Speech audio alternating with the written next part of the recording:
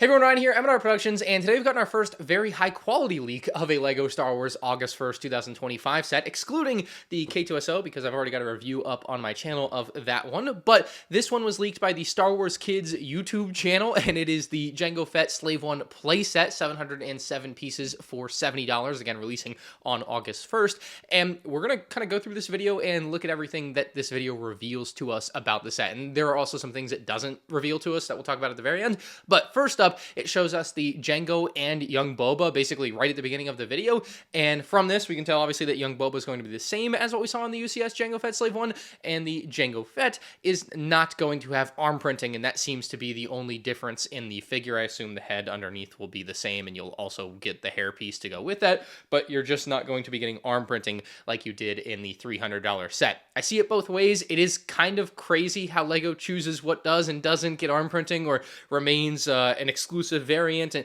there's a lot of debate to be had there, I'm sure. Debate that's been going on for years, in fact. But moving on to the actual build for the Slave One, we knew this from the instruction manual leak, but the build is very similar to what we saw in the 2021 Boba Fett Slave One kind of downsized model. The biggest change to me, just looking at the model, are the main cannons. They have swapped them to become stud shooters. So there's 4 massive stud shooters just slapped on there, and they are where the actual guns are supposed to go, but they just don't look as good as what we saw in 2021. All right, get your comment down there. It's a great play feature. I know, thank you. You didn't have to tell me, but you can't argue they look worse than how it would look otherwise. And in that 2021 model, they just put a couple of stud shooters kind of on the main body of the ship where the missiles came out of, and I think that made a lot more sense to me. So I wish they had done that again. I wish they'd copied that philosophy. It doesn't look horrible. It's not the worst integration of stud shooters I've ever seen, but it certainly, I would say, is not ideal. As the video plays out, we see young Boba kind of slide into the Slave One through the loading ramp. I doubt that's going to be an actual feature on this downsized Slave One. You've got to have a lot of structure going on in there to keep everything together. In my opinion, this is just some movie magic, and we won't actually be seeing that as a feature on the set. This does also give us a really good side view of the build, though, and you can see the nose has a phenomenal angle to it. You can see a lot of great contouring throughout the body of the ship. The colors seem to be as accurate as they can reasonably be at this scale, and then you've got a small peak at the wings, which again should rotate like they have on basically every Slave One model since the beginning of time. So still, other than those stud shooters, the design looks really nice from this side angle. Now, when we get to the interior here, as we see young Boba slip into the cockpit, I think it's kind of obvious that this is not going to be accurate to what we see in the set, but we'll get to that more in a minute, because you can see obviously in the next scene that the stud shooters are going to be able to rotate just like their regular weapons could. So that's certainly nice. Another interesting thing that we see here is that he launches rockets. I don't think this is something that we will see integrated into the ship. I just don't see the space for it. If this was a larger set like 2006, 2010, 2019 for the Slave One, maybe 2002 obviously for Jango's,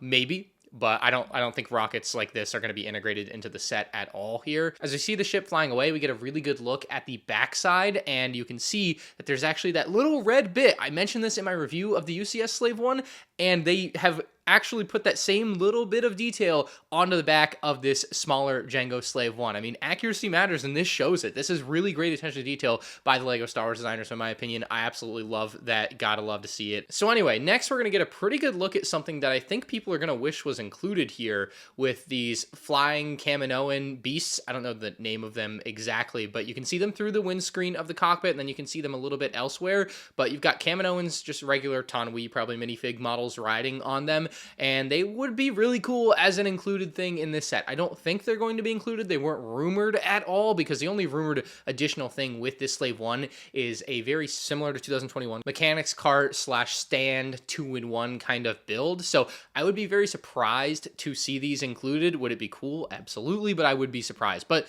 it is worth noting that they did make them for this video, like at least the model, so the idea is definitely there for LEGO, I would say. Now, this is where the illusions are certainly going to fall apart about the interior on this Slave One being anything fancy. Like I said, it is certainly going to be very similar to 2021, where you just kind of sit a minifig in there and that's all you get to do. There's none of this where you can have minifigs walking around. Oh, and there we go. Man, that would be a really cool face for Jango to have in this set. Wouldn't that be a great face? But this interior might be as big as the entire Slave One.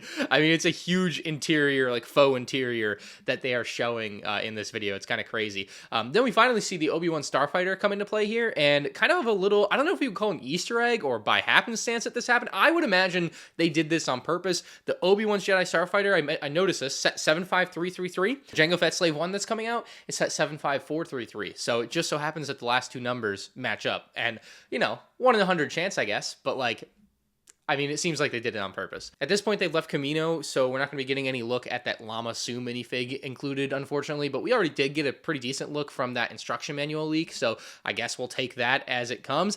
And then the final little thing here is that they show off the seismic charge. Unfortunately, it's not the seismic charge that we're actually going to see in the set, because it's actually the UCS version of the seismic charge in this video, which is really weird, because like they used the smaller set version of Jango Fett, so why not use the smaller set version of the seismic charge, which again we've already seen leaked from the previous leak that I've covered. So it's kind of odd and awkward in my opinion that they did it that way, but regardless, it at least shows the idea that the seismic charge is going to be included and maybe gives you a small idea of exactly where it's going to come out. I assume there's not going to be like a real function where you can pull a lever or anything.